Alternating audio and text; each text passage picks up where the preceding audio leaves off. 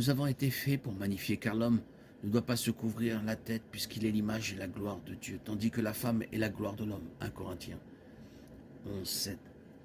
C'est Satan qui a introduit l'idée que la perversion équivaut à la liberté. Mais il sait très bien que la perversion est un chemin glissant qui mène à l'esclavage, puis à la mort. Romains 22, 5, 8.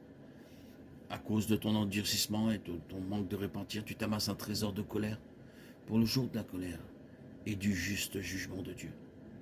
Il rendra à chacun selon ses œuvres, à ceux qui, par la persévérance, à bien faire, cherchent l'honneur, la gloire et l'immortalité. Il donnera la vie éternelle.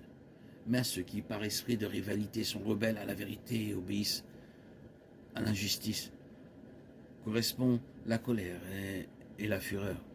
Pierre 2, 19, ils leur promettent la liberté, mais eux-mêmes sont esclaves de la corruption. Car tout ce qui vient à bout d'un homme, il y est esclave. 2 Pierre 2, 19. En pervertissant la sexualité, la parole, la justice, nous gâchons l'image de Dieu dans nos propres vies. Mais en utilisant les dons de Dieu de la manière dont il a voulu qu'ils soient utilisés, nous trouvons la vraie liberté et pouvons profiter d'une relation saine avec Dieu. Qui montera la montagne du Seigneur, qui se tiendra dans son lieu saint? Celui qui a les mains propres et le cœur pur, qui n'élève pas son âme vers ce qui est faux et ne jure pas trompeusement. Psaume 24, 3, 4. Heureux ceux qui ont leur cœur pur, car ils verront Dieu. Matthieu 5, 8. C'est pour la liberté que Christ nous a affranchis. Tenez donc ferme et ne vous mettez pas de nouveau sous le joug de la servitude.